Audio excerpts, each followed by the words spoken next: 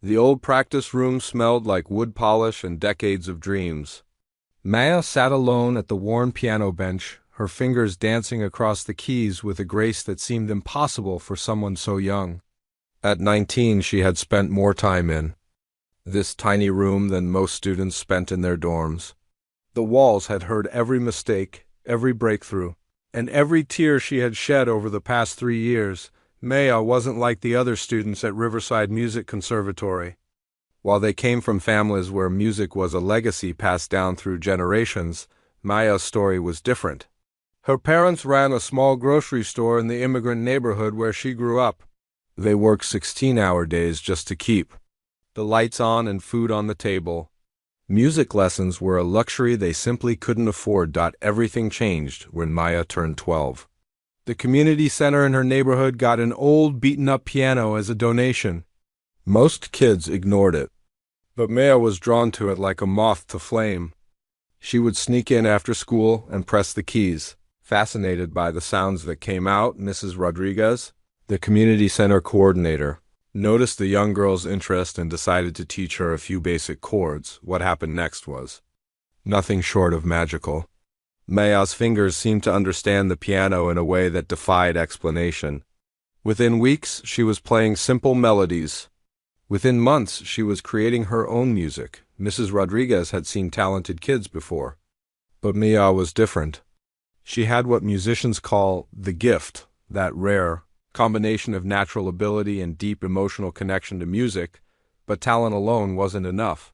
Maya needed proper training, and that cost money her family didn't have. Mrs. Rodriguez spent countless evenings writing letters to local music teachers, begging them to take Maya on as a charity case. Most said no. The few who said yes quickly realized they were dealing with someone extraordinary. By the time Maya turned 16, word of her abilities had spread through the local music community. She won every amateur competition she entered, often competing against kids who had been taking lessons since they were 5. Her performances weren't just technically correct, they were emotionally powerful in a way that left audiences speechless. The scholarship to Riverside Conservatory came as a complete surprise. Maya had submitted an audition video on a whim, never expecting to hear back. When the acceptance letter arrived along with a full scholarship offer, her parents cried tears of joy. Their daughter would have opportunities they could never have imagined, but arriving at the conservatory was like stepping into a different world. Most students came from wealthy families who had been grooming them for musical careers since childhood. They spoke casually about private lessons that cost more than Maya's family made in a month. They had instruments worth more than her parents' car. They wore clothes with designer labels and carried themselves with the confidence that comes from never having to worry about money. Maya felt like an outsider from day one. Her clothes came from discount stores. Her piano books were photocopied because she couldn't afford the originals. She ate ramen noodles for dinner while her classmates went out to expensive restaurants. But none of that mattered when she sat at the piano. When her fingers touched the keys, all the insecurities melted away, and she became someone else entirely. The practice rooms became her sanctuary. While other students socialized in the common areas, Maya spent every free moment practicing. She knew she had to work twice as hard as everyone else just to keep up. Her technique was solid, but she lacked the formal training that her classmates had received from elite teachers. She had gaps in her musical education that she was constantly trying to fill. Maya's professors noticed her dedication immediately. Professor Williams, who taught advanced piano technique, was particularly impressed. He had taught at the conservatory for 30 years and had seen thousands of students come and go. Maya reminded him why he fell in love with music in the first place. Her playing had a raw honesty that was increasingly rare in the polished world of classical music, but Maya struggled with something that seemed to come naturally to her peers, performing in front of others.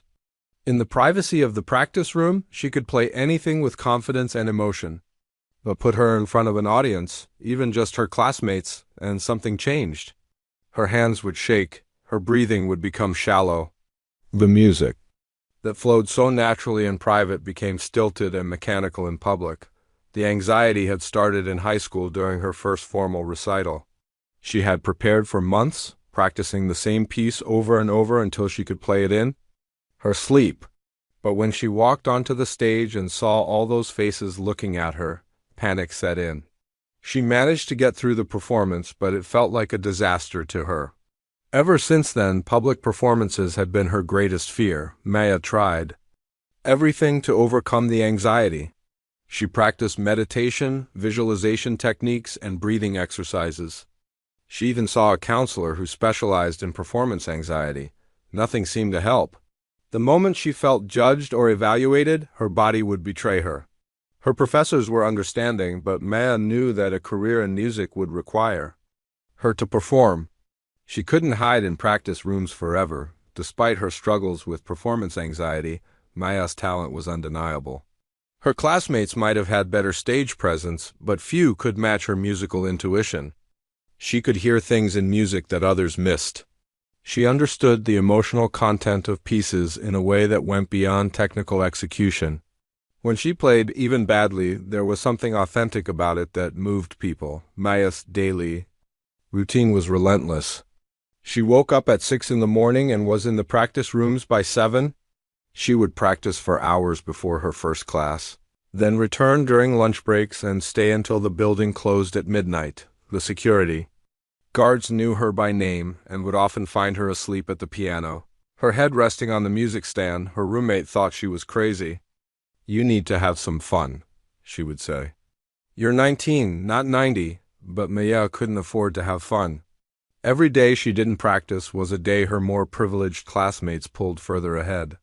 She was running a race where everyone else had a head start, and she was determined not to fall behind. The other students respected Maya's dedication, but many found her intensity intimidating. She was friendly enough, but she rarely joined social activities or casual conversations.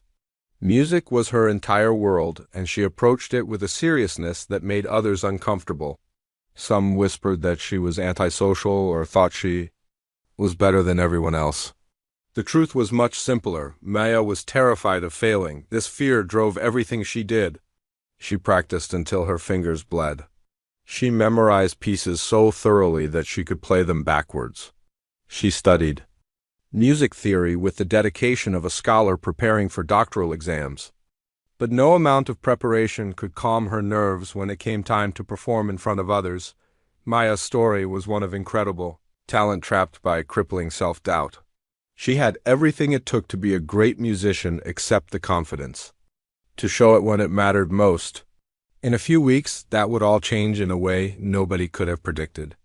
But for now, she remained the girl who played like an angel in private and struggled like a beginner in public, practicing alone in that small room where dreams go to either flourish or die. If Maya was the hidden gem of Riverside Conservatory, then Tyler was its shining star. Everything about him screamed success, from his perfectly styled hair to his designer clothes that probably cost more than most students' monthly expenses. At 21, he had already performed with 3 different symphony orchestras and had a waiting list of prestigious venues wanting to book him for recitals. Tyler came from what people politely called old money. His great-grandfather had built a fortune in the steel industry, and his family had been collecting art, funding operas, and producing musicians for 4 generations. The family mansion had 7 pianos, including a rare 1925 Steinway that was worth more than most people's houses. Tyler had been taking lessons since he was 4 years old, and his parents had spared no expense in his musical education. While Maya practiced in cramped rooms with outdated pianos, Tyler had grown up with private tutors who flew in from Europe just to teach him.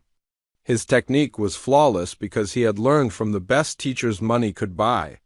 His stage presence was polished because he had been performing at charity galas and family events since childhood, where Maya struggled with confidence.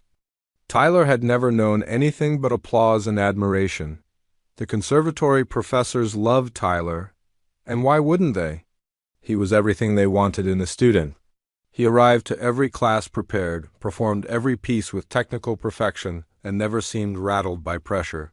He was the kind of student who made teachers look good, the one they could point to and say, This is what we're producing here. But there was another side to Tyler that most adults never saw. He had a way of making cutting remarks that sounded almost like compliments if you weren't paying attention. He was a master of the backhanded comment, the subtle put-down disguised as concern or advice. To the professors, he appeared helpful and encouraging to his fellow students. In reality, he was building his own confidence by tearing down others. Tyler's favorite targets were the scholarship students. He had a sixth sense for identifying who belonged to his world and who was just visiting. Maya fit perfectly into the second category. Her discount store clothes, her secondhand books, and her obvious discomfort in social situations marked her as someone who didn't belong in his universe. And Tyler made sure she knew it. It started small. During group theory classes, Tyler would make comments about how some people might not have learned certain fundamentals in their previous training. He never mentioned names, but his eyes would drift toward Maya as he spoke. When students gathered after recitals to discuss performances, Tyler would offer constructive criticism that somehow always focused on the mistakes rather than the successes. The worst part was how clever he was about it. Tyler never said anything that could be reported to a professor or clearly identified as bullying. He was too smart for that.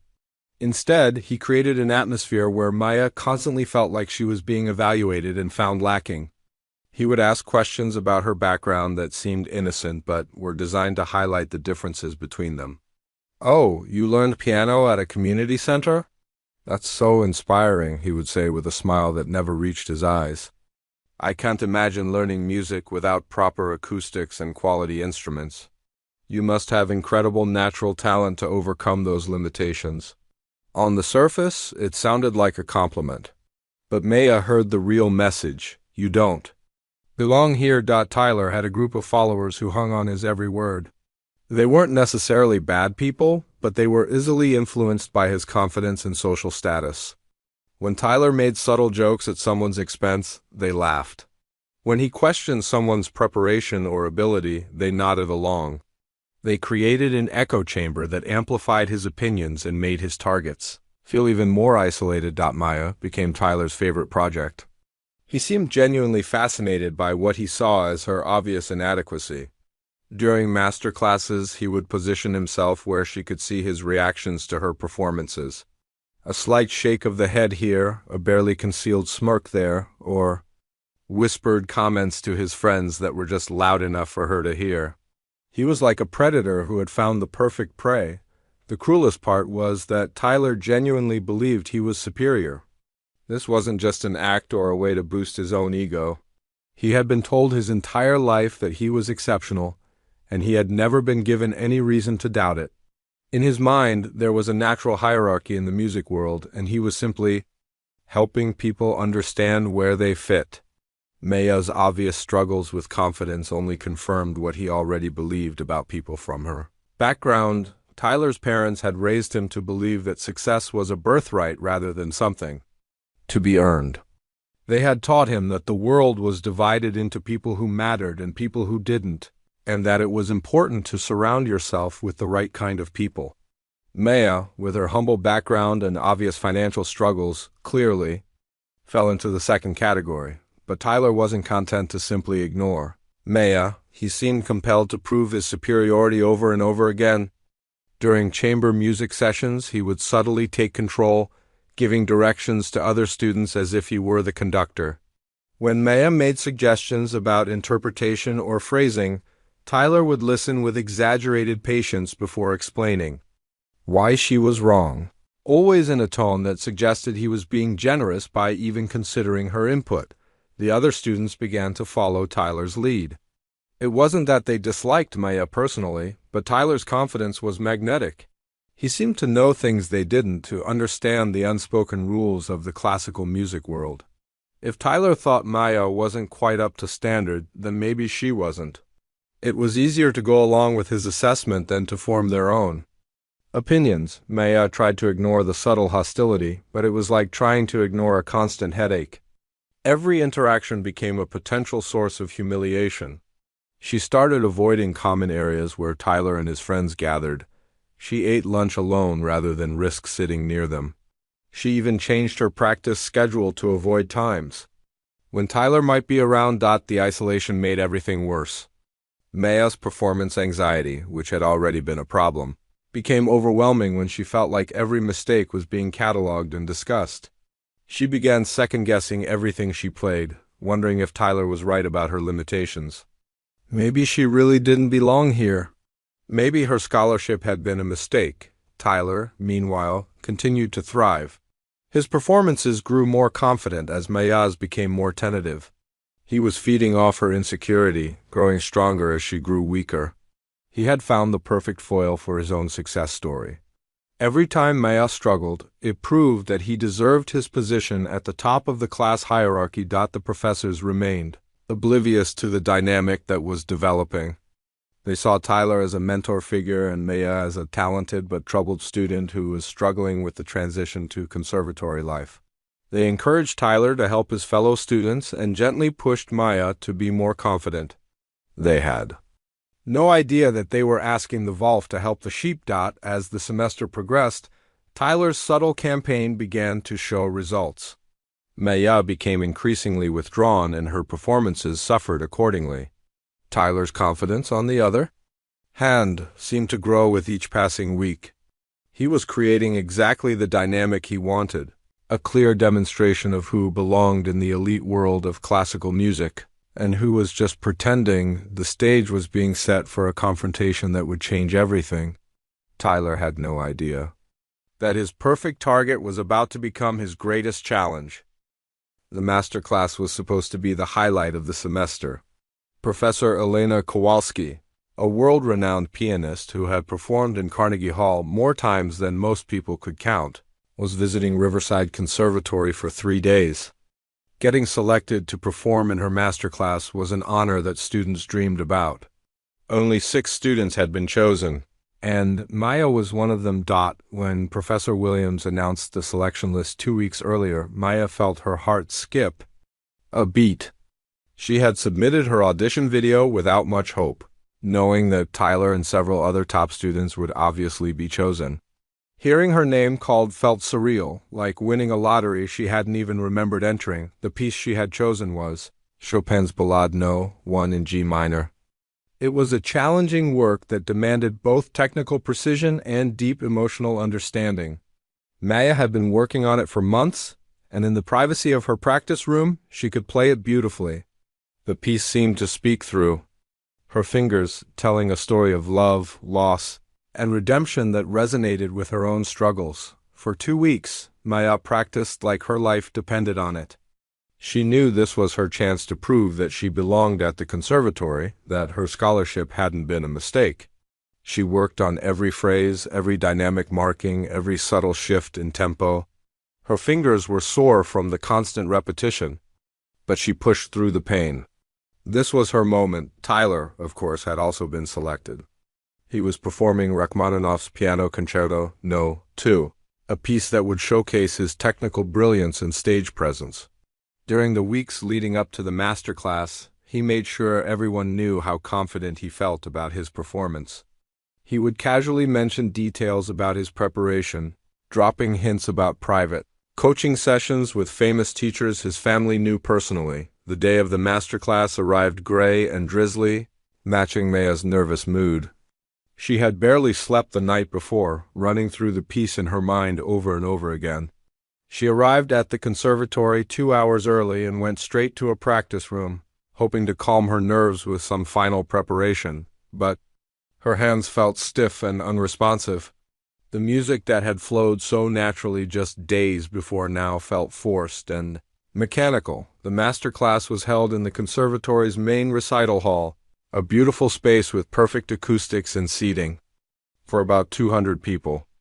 Word had spread about Professor Kowalski's visit, and the hall was packed with students, faculty, and even some community members who had heard about the event. Maya peeked through the curtains backstage and felt her stomach drop. She had expected maybe 50 people. This looked like 10 times that number. Tyler was warming up at the piano when Maya arrived backstage. He looked completely relaxed, chatting casually with other students as his fingers ran through complex passages without any apparent effort. When he saw Maya, he offered his trademark smile that never quite seemed genuine. Nervous? He asked, though his tone suggested he already knew the answer. Don't worry, Professor Kowalski is very understanding with students who are still developing their technique.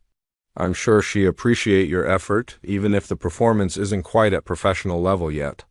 Maya tried to respond, but her throat felt dry. Tyler's words, delivered with apparent kindness, somehow made her feel worse rather than better. He had a gift for saying things that sounded supportive but actually planted seeds of doubt. Maya excused herself and found a quiet corner where she could try to center herself. Professor Kowalski was everything Maya had imagined and more. A small woman in her 60s with silver hair and kind but piercing eyes, she commanded the room's attention the moment she walked onto the stage. Her introduction was warm and encouraging, emphasizing that master classes were learning opportunities rather than competitions, but Maya could barely focus on the words. Her heart was beating so loudly she was sure everyone could hear it. Tyler performed first. He had specifically requested to go early, claiming he had another commitment later in the day.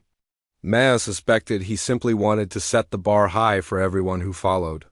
As expected, his performance was technically flawless. Every note was perfectly placed, every dynamic marking precisely executed. The audience was clearly impressed, and Professor Kowalski's feedback was glowing. Tyler accepted the praise with humble nods, but Maya could see the satisfaction in his eyes. 3 other students performed before Maya's turn came. Each performance was solid, though none matched Tyler's technical precision. Professor Kowalski was encouraging with everyone, offering specific suggestions for improvement while highlighting each student's strengths. Maya watched from the wings, trying to absorb the professor's teaching style while battling the growing anxiety in her chest. Next, we have Maya performing Chopin's Ballade No. 1 in G minor, Professor Kowalski announced. Maya walked onto the stage on unsteady legs, hyper-aware of every step. The piano looked impossibly far away, and the audience seemed to stretch on forever. She could see Tyler in the front row, leaning forward slightly with an expression of polite interest that somehow felt predatory. Maya sat at the bench and adjusted her position, a ritual she had performed thousands of times in practice rooms. But nothing felt familiar now. The bench height seemed wrong, the pedals were in slightly different positions than she was used to, and the keys felt foreign under her fingers. She took a deep breath and tried to find the calm center she had discovered during her best practice sessions. The opening of Chopin's Ballade is deceptively simple, a gentle, lyrical melody that gradually builds in complexity and intensity. Maya had played these opening measures perfectly countless times, but as she raised her hands to begin, she felt them trembling. The tremor was slight, barely visible, but she could feel it affecting her control. The first few notes came out tentatively, lacking the confident phrasing she had worked so hard to develop. Maya tried to push through, hoping that muscle memory would take over once she got started, but the opposite happened. Each mistake fed her anxiety, and her anxiety created more mistakes. What should have been a flowing melodic line became choppy. An uncertain dot from the audience, she could hear whispers starting. Not loud enough to be clearly understood, but audible enough to be distracting. Maya knew that some people were probably just discussing the piece or offering encouragement, but in her heightened state of anxiety, every whisper felt like criticism. The piece continued to unravel. Maya's finger slipped on a key passage she had never missed in practice, creating a jarring discord that seemed to echo through the hall. She tried to recover, but her timing was off now, and the accompaniment in her left hand was rushing ahead of the melody. What should have been one of the most beautiful pieces in the piano repertoire was becoming a disaster. Tyler leaned over to the student sitting next to him. His voice was low, but in the acoustically perfect hall, his words carried further than he probably intended. "Maybe she should stick to simpler pieces," he said with what sounded like genuine concern. "Chopin really requires a more developed technique." A few students around him chuckled softly, probably more from nervousness than malice, but to Maya, sitting exposed on the stage with her performance falling apart, the laughter felt like a physical blow. Her face burned with embarrassment, and she could feel tears threatening to form in her eyes. Professor Kowalski, sensing Maya's distress, walked closer to the piano. "Take a moment," she said gently. "Breathe. The music will wait for you." Her kindness only made Maya feel worse. This woman had performed for presidents and royalty, and here she was trying to comfort a struggling student who was clearly out of her depth. Maya tried to continue, but her hands were shaking so badly now that she could barely hit the right keys. The beautiful, complex phrases she had practiced for months came out as stumbling, disconnected notes. She could feel the audience's attention shifting from polite interest to uncomfortable sympathy. This wasn't a performance anymore. It was a public humiliation. After what felt like an eternity but was probably only 5 minutes, Professor Kowalski gently placed a hand on Maya's shoulder. "Thank you," she said softly. "Why don't we stop there and work on some specific passages together?" It was a mercy killing, but Maya was grateful for it. As she stood up from the bench, Maya could see Tyler's face in the front row.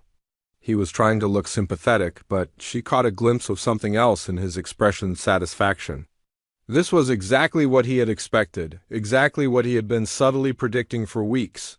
Maya had confirmed every doubt he had ever expressed about her abilities. Maya walked off the stage in a daze, barely aware of the polite applause that followed her. In the space of 10 minutes, her biggest opportunity had become her worst nightmare. And the worst part was knowing that Tyler had been right there to witness every moment of it. The days following the masterclass felt like walking through thick fog. Maya moved through her classes like a ghost, barely speaking to anyone and avoiding eye contact with professors and students alike. She could feel people watching her, whispering when they thought she couldn't hear. The story of her disastrous performance had spread through the small conservatory community faster than wildfire. Maya's roommate, Jessica, tried to be supportive in her own way. "Everyone has bad days," she said over breakfast 3 days after the incident. "Remember when David completely forgot his piece during the fall recital? People barely talk about it anymore, but Maya knew this was different. David was popular and well-connected. He had a safety net of friends and supporters who helped him bounce back. Maya had no such network. The worst part wasn't the performance itself, but what came after. Tyler seemed to have appointed himself as the unofficial spokesperson for what had happened. He didn't spread malicious gossip exactly, but he had a way of bringing up the incident in conversations where it seemed relevant. During music theory class, when Professor Martinez discussed performance anxiety, Tyler mentioned how challenging it must be for students without extensive performance experience. During ensemble rehearsal, when someone missed an entrance, Tyler would make comments about the importance of fundamental preparation. Each comment was like a small cut, insignificant on its own, but devastating in their collective impact. Tyler never mentioned Maya by name, but everyone knew who he was talking about. He had created a narrative where Maya's failure was not just a bad day, but evidence of a deeper inadequacy. And the terrible thing was, Maya was starting to believe it herself. The practice rooms, which had once been Maya's sanctuary, now felt like prison cells. Every time she sat at the piano, she could hear Tyler's voice in her head. Maybe she should stick to simpler pieces. The Chopin Ballade, which she had loved so deeply, now seemed like a cruel joke. Who was she kidding, thinking she could handle such a sophisticated piece? Tyler was right. She needed to know her place. Maya's technique, which had been her one source of confidence, began to deteriorate. When you doubt yourself, your body follows your mind. Her fingers, once so sure and nimble, became hesitant and clumsy. Pieces she had mastered months ago suddenly felt impossible. She would start playing a familiar passage and find herself stopping mid-phrase, convinced she was about to make a mistake. The professors noticed the change immediately. Professor Williams, who had been so encouraging before the masterclass, now looked at Maya with concern rather than excitement. During her weekly lesson, he would gently suggest that perhaps she should focus on building confidence with more accessible repertoire. The words were kind, but Maya heard the subtext. He had lost faith in her abilities too. Even worse was Professor Kowalski's follow-up meeting. The distinguished pianist had requested individual sessions with each masterclass participant, ostensibly to provide more detailed feedback. Maya had dreaded the appointment for days. When she finally sat across from the legendary musician in a small practice room, she felt like she was being examined under a microscope. "You have natural musicality," Professor Kowalski said carefully. "But I sense there are some underlying confidence issues we need to address." She spoke about visualization techniques, about the importance of mental preparation, about learning to trust your instincts. All valuable advice, but Maya could barely focus on the words. All she could think about was how this woman had witnessed her complete breakdown, had been forced to stop her performance out of mercy. Tyler, meanwhile, seemed to grow more confident with each passing day. His playing became more assured, his comments in class more frequent and authoritative. He had found his role as the unofficial leader of their year, and he embraced it fully. Other students began seeking his opinion on their own performances, asking for his advice on repertoire choices and interpretation. He was becoming exactly what he had always believed himself to be, the standard by which others were measured. The social dynamics in their year shifted dramatically. Students who had been friendly with Maya before the masterclass now seemed distant and uncomfortable around her. It wasn't that they disliked her personally, but failure has a way of being contagious. In competitive environments, nobody wanted to be associated with someone who was struggling, especially when Tyler and his circle represented success and confidence. Maya found herself eating lunch alone most days, sitting in corners of the cafeteria where she was less likely to overhear conversations about her performance. She would bring books and pretend to study, but mostly she just listened to the chatter around her, picking up fragments of gossip and speculation about her future at the conservatory. "I heard Professor Williams is recommending she switch to music education," one student whispered to another. "Maybe performance just isn't for her." Maya wanted to stand up and shout that it wasn't true, that she belonged here as much as anyone else. But the words wouldn't come. Doubt had settled into her bones like a chronic illness. The practicing became torture. Maya would sit at the piano for hours, but instead of making music, she was having arguments with herself. Every note was questioned, every phrase second-guessed. She would play the same passage over and over, trying to convince herself that she could still do this, that the masterclass had been a fluke. But the music that had once flowed so naturally now felt forced and artificial. Tyler's influence extended beyond just the students. Somehow, his assessment of Maya's performance had filtered up to the faculty as well. During department meetings that Maya knew nothing about, her name came up in discussions about struggling students and appropriate intervention strategies. The professors meant well, but they were making decisions about her future based on one catastrophic performance and Tyler's subtle but persistent commentary. The breaking point came during a chamber music rehearsal 2 weeks after the masterclass. Maya was playing piano in a quartet with 3 string players, working on a Mozart piece that should have been well within her abilities. But every time she made the slightest mistake, she could see the other musicians exchange glances. They were losing faith in her reliability, worried that her problems would affect their own performances. Tyler happened to be in the rehearsal room next door, and the walls were thin. During a break, Maya could hear him talking to someone about the importance of playing with consistent partners. The implication was clear: Maya was becoming a liability, someone to be avoided rather than collaborated with. That night, Maya called her parents for the first time since the masterclass. She had been putting off the conversation, unsure how to explain what was happening without admitting that their dreams for her might have been misplaced. Her mother's voice was warm and encouraging, asking about her classes and her music. Maya found herself lying, saying everything was fine, that she was learning so much, but after she hung up, Maya sat on her bed and finally allowed herself to cry. Not the frustrated tears she had shed in practice rooms, but deep, wrenching sobs that came from a place of genuine despair. She thought about her parents working 16-hour days at their grocery store, sacrificing so much to support her dream. She thought about Mrs. Rodriguez at the community center, who had believed in her when no one else would. She thought about all the hours she had spent practicing, all the hope she had invested in this opportunity. Maybe Tyler was right. Maybe she had been fooling herself all along.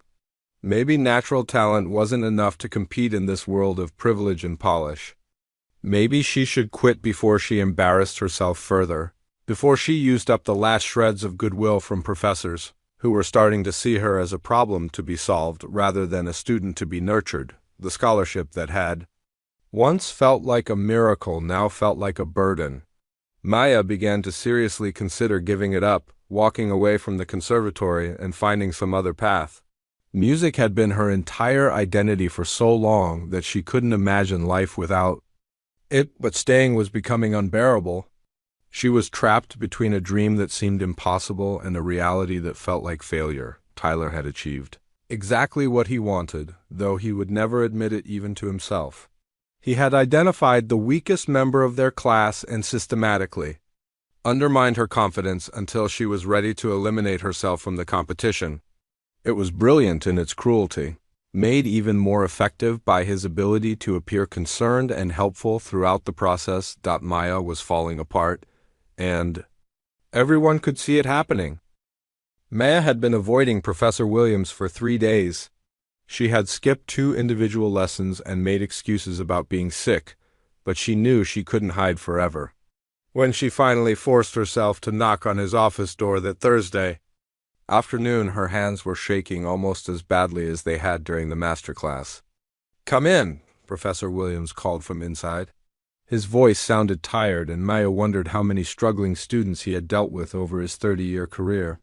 She pushed open the heavy wooden door and found him sitting behind his desk, grading sheet music with a red pen. When he looked up and saw her, his expression softened with what looked like relief. "Maya, I was starting to worry about you," he said, gesturing to the chair across from his desk. "Please sit down, we need to talk." Maya perched on the edge of the chair, ready to bolt if the conversation went badly. She had prepared herself for disappointment, for gentle suggestions that maybe she should consider other options. What she wasn't prepared for was what Professor Williams said next. "I have something that might interest you," he said, pulling a thick envelope from his desk drawer. "This arrived 3 days ago, but I wanted to discuss it with you in person." Maya stared at the envelope without reaching for it. It looked official, with letterhead from the Vienna International Piano Competition. She had completely forgotten about submitting an audition video to them 6 months earlier. It felt like a lifetime ago, back when she still believed in herself. "I submitted your audition video last fall," Professor Williams continued. "The one where you played the Rachmaninoff Second Concerto. I thought you should have more opportunities to showcase your talent, so I sent it to several competitions. Without telling you, I didn't want to add pressure." Maya's throat felt dry. "What does it say?" Professor Williams opened the envelope carefully and pulled out an elegant letter with gold embossing.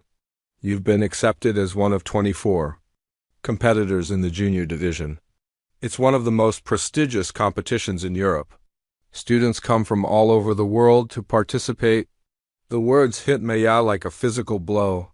6 months ago, this news would have sent her dancing around the room. Now it felt like a cruel joke. How could she possibly compete internationally, when she couldn't even get through a simple master class without falling apart? "Professor, I don't think you understand," Maya said quietly. "I can't even perform in front of our own students anymore. How can I possibly compete against pianists from around the world?" Professor Williams leaned back in his chair and studied her face. "Maya, I've been teaching piano for 30 years. I've seen thousands of students walk through these doors. Some had all the advantages money could buy: private tutors, expensive instruments, connections in the music world. Others, like you, came here with nothing but raw talent and determination." He paused, choosing his words carefully. "The students with advantages often do well initially. They know how to present themselves, how to navigate social situations, how to recover from setbacks because they've never really faced serious obstacles before. But when real challenges come, many of them crumble because they've never learned how to fight. Maya shifted uncomfortably in her seat. She couldn't see where this was going. Then there are students like you, Professor Williams continued. You've been fighting your entire life. You learned piano on a broken-down instrument in a community center. You worked twice as hard as your classmates just to catch up on fundamentals they learned years ago. You earned your place here through pure determination. But I failed, Maya said, her voice barely above a whisper. Everyone saw me fail. You had one bad performance, Professor Williams corrected. One. In 6 months here, you've given dozens of performances in classes, recitals, and practice sessions. Most of them have been excellent. But somehow, you're letting one difficult moment define everything. Maya looked down at her hands. Tyler was right, though. Maybe I'm not ready for advanced repertoire. Maybe I should stick to simpler pieces. Professor. Williams frowned. Tyler said that during the master class. He said maybe I should stick to simpler pieces that Chopin requires more developed technique. Maya, look at me. Professor Williams waited until she met his eyes. Tyler is a technically proficient pianist. His family has given him every advantage possible.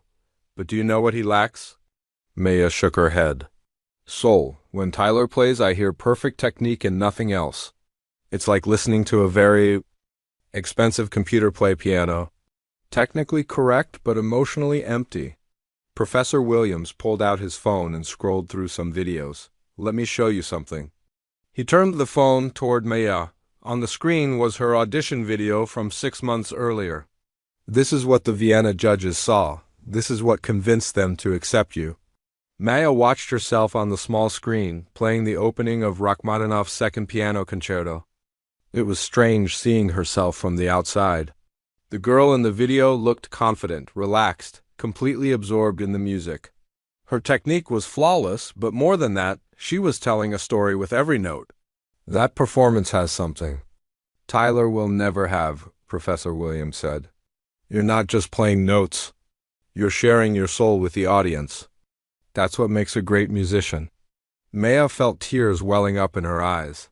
But what if I freeze up again? What if I embarrass myself in front of international judges? Then you'll learn from it and try again, Professor Williams said simply. Maya, I'm going to tell you something that might surprise you. The best musicians I know have all had disasters. Horowitz walked off stage in the middle of a concert once. Rubinstein forgot an entire section of a concerto during a recording session. These things happen. He leaned forward in his chair. But here's what separates the great ones from everyone else. They don't let failure define them. They use it as fuel to become better. Professor Williams pulled out another document from the envelope. The competition is in 6 weeks. If you decide to go, I'll work with you personally to prepare. We'll address the performance anxiety, work on mental preparation techniques, and make sure you're ready. Maya stared at the acceptance letter, trying to process what she was hearing. Why are you doing this? Why do you still believe in me after what happened? Because I remember what it was like to be a young musician, Professor Williams said. I was a lot like you, actually. I came from a working-class family, earned a scholarship to study piano, and spent my first year convinced I didn't belong. I had my own version of your masterclass disaster. He walked over to a bookshelf and pulled down a program from 1987. This was my junior recital. I was performing Liszt's Hungarian Rhapsody No. 2. About halfway through, I had a complete memory lapse. Just stood there for 30 seconds, completely blank. Maya looked at the program, trying to imagine her confident professor as a struggling student. I thought my career was over, he continued. But my teacher told me something I've never forgotten. A musician's worth isn't measured by their worst performance, but by how they respond to it. Professor Williams sat back down and looked directly at Maya. You have a choice to make. You can let Tyler's opinion and one bad performance convince you that you don't belong here. Or you can prove to yourself and everyone else what you're really capable of. Maya picked up the acceptance letter and read it again. The Vienna International Piano Competition. 6 weeks away, 24 competitors from around the world. It Seemed impossible, terrifying, and somehow exactly what she needed. What if I'm not ready? She asked. You're never really ready for something that important, Professor Williams said. But that's what makes it an adventure. The question is, are you willing to fight for your dream, or are you going to let fear win? Maya thought about her parents, working endless hours to support her education. She thought about Mrs. Rodriguez, who had seen something special in a 12-year-old girl pressing keys at a community center. She thought about all the hours she had spent practicing, all the dreams she had built around this opportunity, most. Of all, she thought about the girl in that audition video, confident, passionate, unafraid to share her music with the world. That girl was still inside her somewhere, buried under weeks of doubt and criticism. Okay, Maya said quietly. Let's do it. Professor Williams smiled, the first genuine smile she had seen from him since the master class. Good, now let's get to work. The next morning, Maya woke up before her alarm for the first time in weeks. Something had shifted inside her after the conversation with Professor Williams. It wasn't that her anxiety had disappeared overnight, but she had a purpose again. The Vienna competition was 6 weeks away, and she had work to do. Maya arrived at the practice rooms at 6 in the morning, 2 hours before they officially opened. The security guard, who knew her from her late-night practice sessions, just smiled and let her in. The building was eerily quiet, with only the distant hum of heating systems and her footsteps echoing through the hallways. It felt like she had the entire conservatory to herself. She chose practice room 7, the same room where she had spent countless hours before the masterclass disaster. The piano was an older Yamaha, not as nice as the Steinway in the recital hall, but familiar and reliable. Maya sat on the bench and placed her hands on the keys without playing anything. She closed her eyes and tried to remember what it felt like to make music for the joy of it. Before performance anxiety and Tyler's comments had poisoned her relationship with the piano, the piece she had chosen for Vienna was Rachmaninoff's Piano Concerto No. 2 in C minor, the same work from her audition video. It was a bold choice, technically demanding and emotionally intense. Professor Williams had suggested starting with something simpler to rebuild her confidence, but Maya was done playing it safe. If she was going to compete internationally, she needed to prove she could handle the most challenging repertoire. The first few days of intensive practice were brutal. Maya's technique had deteriorated more than she realized during her weeks of self-doubt. Passages that had once flowed effortlessly now required careful, methodical work. Her fingers felt stiff, her timing was off, and her musical instincts seemed to have gone into hiding. It was like learning to walk again after a serious injury. Professor Williams met with her every other day for intensive coaching sessions. He was a different teacher than she had experienced before, demanding, precise, but incredibly supportive. Instead of just focusing on technical issues, he spent time addressing the psychological aspects of performance. Music is a conversation between you and the audience, he explained during one session. When you're on stage, you're not just playing notes. You're sharing something deeply personal. The audience can sense when you're holding back, when you're afraid to be vulnerable. They worked on visualization techniques, imagining successful performances in detail. Maya learned to picture herself walking onto the stage confidently, sitting at the piano with purpose and playing with the same freedom she felt in private practice. It seemed silly at first, but gradually she began to feel more centered and focused. The breathing exercises were harder than Maya expected. Professor Williams taught her techniques used by opera singers and wind players, deep, controlled breathing. That would help manage anxiety and support her playing. They practiced until it became automatic, until proper breathing was as natural as fingering patterns. Word of Maya's competition acceptance had spread through the conservatory, creating mixed reactions. Some students were genuinely excited for her, seeing it as validation that their school could compete at the highest levels. Others, particularly those in Tyler's circle, seemed skeptical. Maya could hear the whispered conversations. Isn't she the one who had that breakdown during the master class? I hope she doesn't embarrass the school. Tyler himself was surprisingly quiet about the news. When Professor Martinez announced Maya's acceptance during a music theory class, Tyler offered polite congratulations, but Maya caught something different in his expression. For the first time since she had known him, Tyler looked uncertain. His perfect world, where talent and worthiness were clearly defined by background and early success, had been disrupted. The practice routine Maya developed was punishing but necessary. She would arrive at 6 in the morning and practice technique for 2 hours, scales, arpeggios, and finger exercises designed to rebuild her muscle memory and coordination. Then breakfast, followed by 3 hours of working on the Rachmaninoff, section by section. After lunch, she would run through other pieces to maintain her broader repertoire. Evenings were for mental preparation, score study, listening to recordings, and meditation. Maya's parents called every few days, and she could hear the excitement in their voices when she told them about Vienna. They didn't fully understand what the competition meant in musical terms, but they knew their daughter was getting a chance to compete at the highest level. Her father had already started telling customers at the grocery store about his daughter who was going to Europe to play piano. The physical demands of intensive practice took their toll. Maya's hands ached constantly, and she developed tension in her shoulders and neck from long hours at the piano.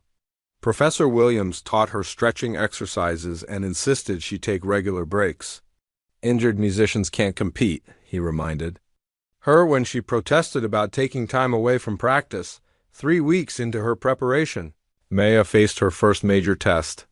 Professor Williams arranged for her to perform the first movement of the Rachmaninoff in front of a small group of faculty members.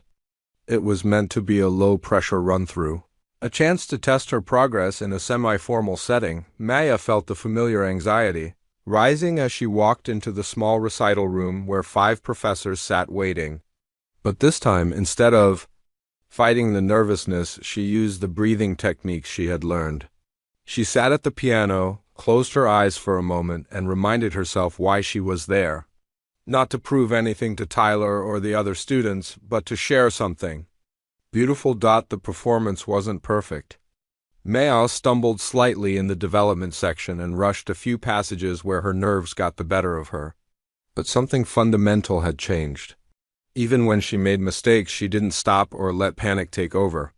She played through the errors and found her way back to the music. When she finished, the small audience applauded warmly. Professor Williams was beaming. "That was the Maya I remember from your audition video," he said. "You're finding your way back." The feedback from the other professors was encouraging but realistic.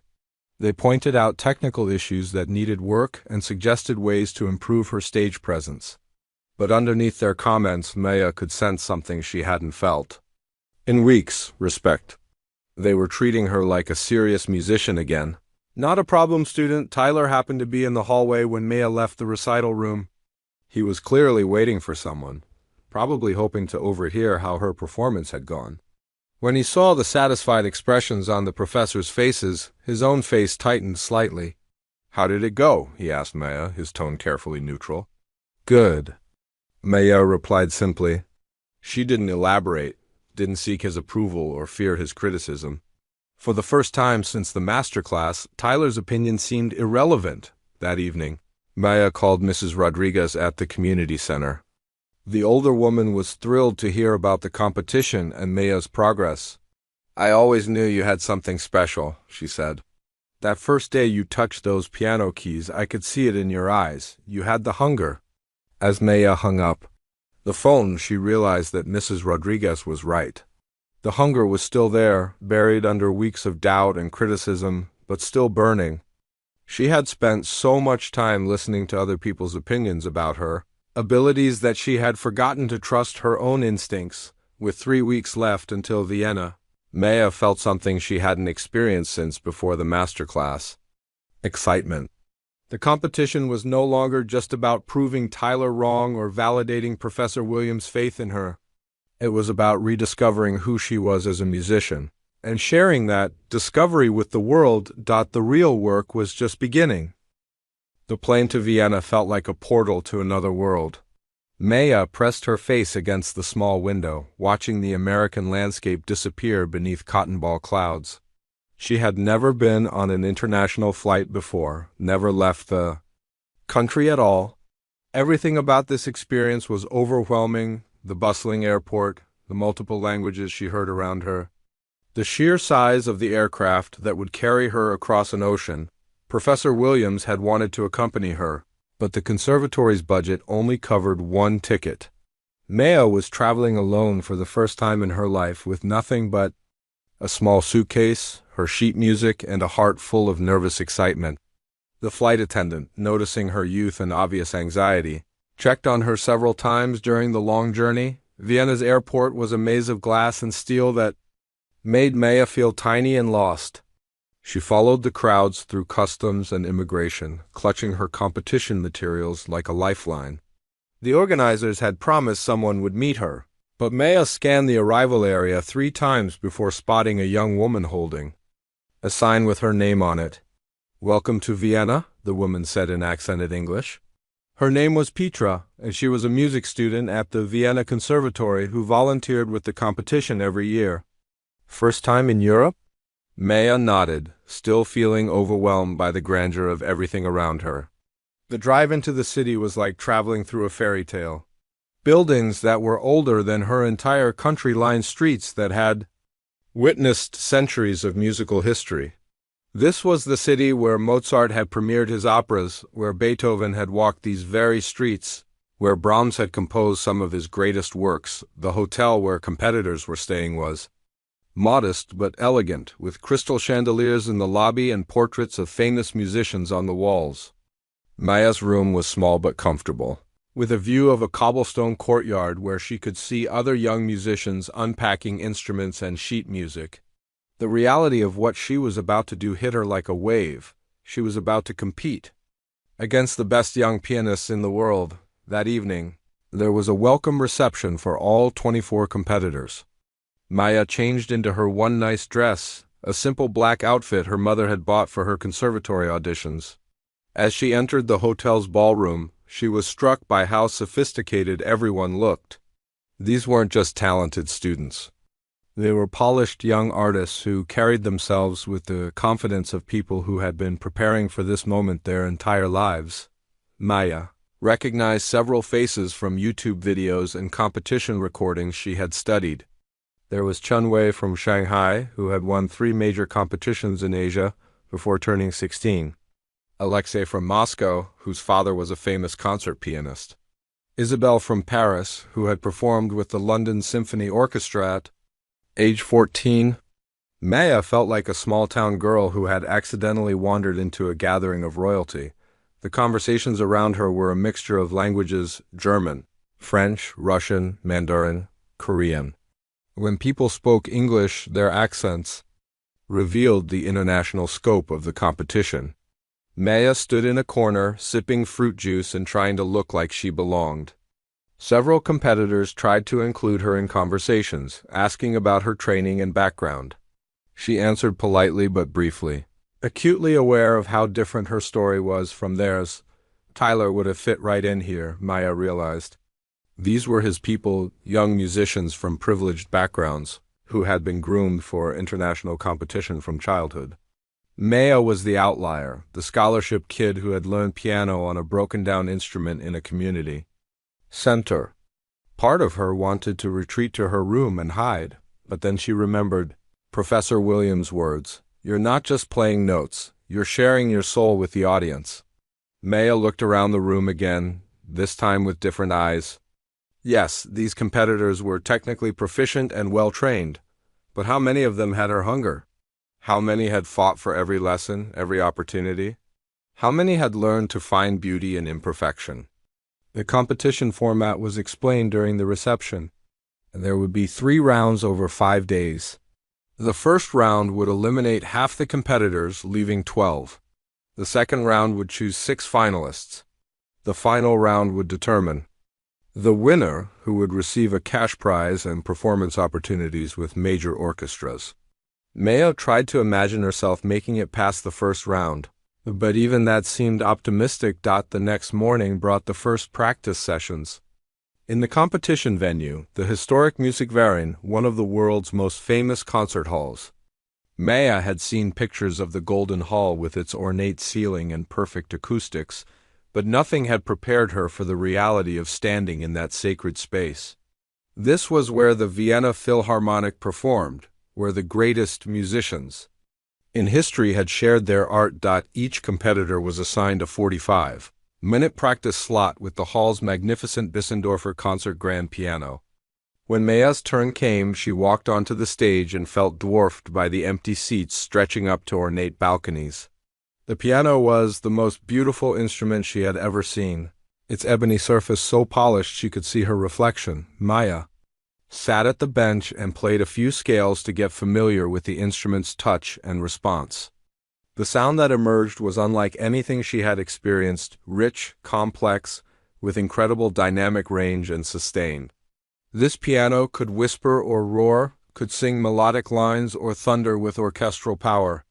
It was like driving a race car after learning on an old sedan. For the first time since arriving in Vienna, Maya felt completely at home.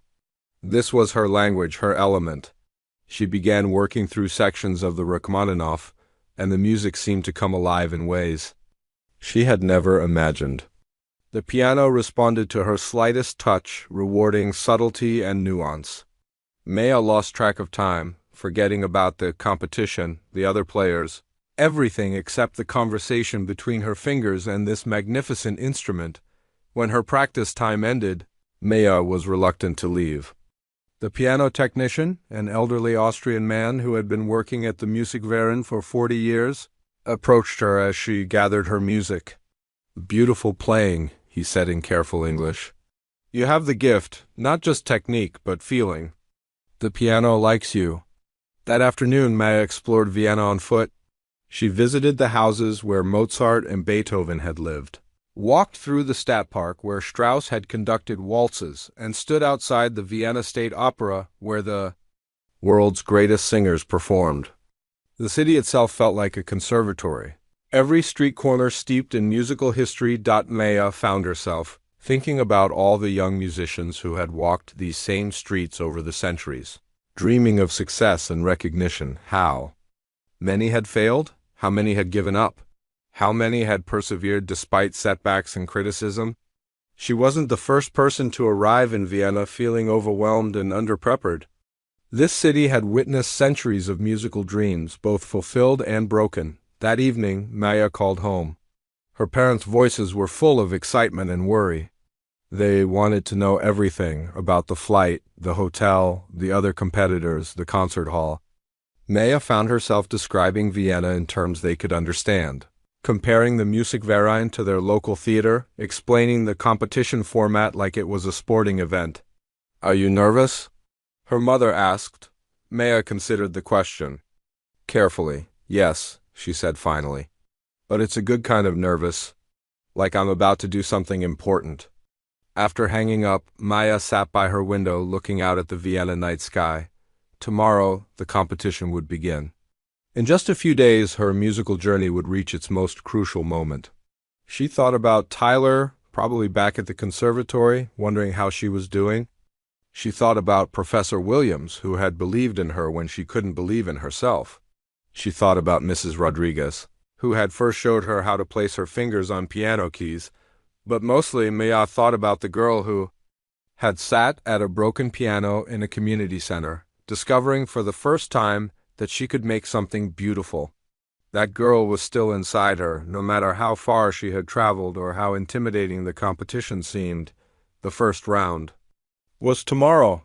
Maya was ready to find out what she was truly capable of. The morning of the first round, Maya woke before dawn. She hadn't slept well, not from anxiety, but from excitement. After weeks of preparation and days of anticipation, the moment had finally arrived. She was scheduled to perform fifth out of 12 competitors in the morning session. The afternoon would bring the remaining 12, and by evening, half of them would be eliminated. Maya, dressed carefully in a simple navy blue dress that her mother had insisted on buying for this trip. "You need to look like you belong there," her mother had said while they shopped at the mall. Now, standing in front of the hotel mirror, Maya realized her mother was right. She looked professional, serious, ready. The breakfast room was buzzing with nervous energy. Most competitors picked at their food, too anxious to eat properly. Maya forced herself to have toast and fruit, knowing she would need energy for her performance. She overheard fragments of conversation in multiple languages, last-minute technical concerns, psychological preparation strategies, and the universal nervousness that transcends cultural boundaries. Chen Wei, the prodigy from Shanghai, sat alone at a corner table, moving his fingers silently as if practicing on an invisible keyboard. Alexei from Moscow was doing breathing exercises that his coach had probably taught him. Isabelle from Paris looked completely calm, reading a novel in French while sipping coffee. Everyone had their own way of managing the pressure. Maya felt surprisingly centered. All the visualization work with Professor Williams was paying off. She could picture herself walking onto the Musikverein stage, sitting at the beautiful Bissendorfer and playing with the same freedom she had felt during yesterday's practice session. The mental rehearsal felt almost as real as the actual performance. Would be at 10 o'clock, the competitors gathered in the Musikverein's rehearsal room. The competition director, a distinguished elderly woman who had organized this event for 20 years, explained the procedures. Each performer would have exactly 20 minutes on stage. They would enter, perform their chosen piece, and exit. No do-overs, no second chances. The judges would take notes but provide no immediate feedback. Maya watched the first 4 performances from the wings. Each pianist was technically excellent, but she found herself analyzing their playing the way Professor Williams had taught her. The first competitor, a boy from Germany, played Chopin with flawless technique but little emotional depth. The second, a girl from South Korea, had incredible speed and precision but seemed to be rushing through the music rather than living inside it. The third played beautifully but safely, never taking interpretive risks. The fourth, Chen Wei, was spectacular technically but somehow cold, like a perfect machine. Then it was Maya's turn. She walked onto the stage and was struck again by the majesty of the Golden Hall. But this time, instead of feeling intimidated, she felt honored. Thousands of musicians had shared their art in this space. Today she would join that tradition. The empty seats didn't feel threatening anymore. They felt like an invitation. Maya sat at the Bissendorfer and adjusted the bench height slightly. She placed her hands on the keys without playing anything, just feeling the connection between herself and this magnificent instrument. The hall was completely silent except for the soft whisper of air conditioning and the distant sounds of Vienna traffic. She closed her eyes for a moment and thought about her journey. The community center piano where it all began, Mrs. Rodriguez, showing her how to find middle C, her parents working extra hours to support her dream. Professor Williams believing in her when she couldn't believe in herself. All of it had led to this moment. Maya raised her hands and played the first note of Rachmaninoff's Piano Concerto No. The sound that emerged was everything she had hoped for and more. The opening theme, played solo in the piano part, filled the Golden Hall with rich, complex harmonies. But this wasn't just about the sound. Maya felt completely connected to the music in a way she hadn't experienced since her audition video months earlier. As she moved through the exposition, Maya forgot about the judges, the competition, everything except the story she was telling. Rachmaninoff had written this concerto during one of the darkest periods of his life, after a series of failures had left him questioning his abilities as a composer. Maya understood that feeling intimately. The music spoke of struggle, doubt, and ultimately triumph over adversity. Her technique was flawless, but more importantly, her interpretation was fearless. Where other competitors had played it safe, Maya took risks. She shaped phrases with bold dynamics, used rubato to stretch and compress time, and found colors in the music that many professional pianists never discover. The piano responded to her touch like a willing partner in a dance. The development section, where Rachmaninoff explores and transforms his themes, became a journey through emotional landscapes. Maya played passages of thunderous power that made the hall vibrate, then shifted to moments of intimate tenderness that seemed to whisper secrets to the audience. Her hands moved across the keyboard with complete confidence, no longer shaking. With anxiety but flowing with musical purpose. In the empty hall, The 5 judges sat transfixed. They had heard hundreds of young pianists over the years, many with superior technical training and more prestigious backgrounds. But this performance was different. This girl wasn't just playing Rachmaninoff, she was channeling the composer's soul and adding her own voice to the conversation. As Maya approached the recapitulation, where Rachmaninoff brings back his main themes transformed by the journey through the development, she felt something shift inside her. This wasn't just about proving Tyler wrong or validating Professor Williams' faith in her. This was about sharing something authentic and beautiful with the world. She was no longer the insecure girl who had frozen during the masterclass. She was a musician, complete and confident. The final section built to a tremendous climax, with cascading runs and powerful chords that showcased both the piano's capabilities and Maya's technical command. But even in the most virtuosic passages, the music never felt showy or superficial. Every note served the larger narrative of struggle and redemption. When Maya played the final chord, the sounds seemed to hang in the air for an eternity before fading into silence. She sat at the piano, for a moment not wanting to break the spell. The music had taken her somewhere beyond anxiety and competition, to a place where only truth and beauty mattered. Maya stood and bowed simply to the empty hall, then walked off stage with quiet dignity. She had given everything she had, held nothing back. Whatever happened next, she knew she had honored the music and herself. The other competitors looked at her differently when she returned to the waiting area. They had all heard her performance through the walls, and they recognized something special had just happened. Chun Wei, who had barely acknowledged her existence before, nodded respectfully. Alexei looked genuinely impressed. Even Isabel glanced up from her book with newfound interest. The results wouldn't be announced until evening, after all 24 competitors had performed. Maya spent the afternoon walking through Vienna, but she felt different now. The city's musical history no longer intimidated her. She felt like she belonged to it. She had added her voice to the centuries-long conversation that had taken place in these streets that evening. When the results were announced, Maya's name was called among the 12 advancing to the second round. But by then, the placement almost didn't matter.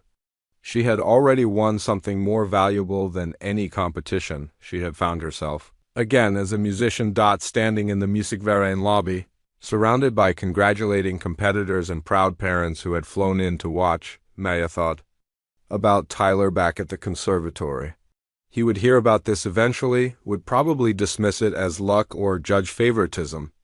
But Maya no longer cared about his opinion. She had discovered something Tyler would never understand, that the greatest music comes not from privilege or perfect technique, but from the courage to be vulnerable, to share your truth with the world.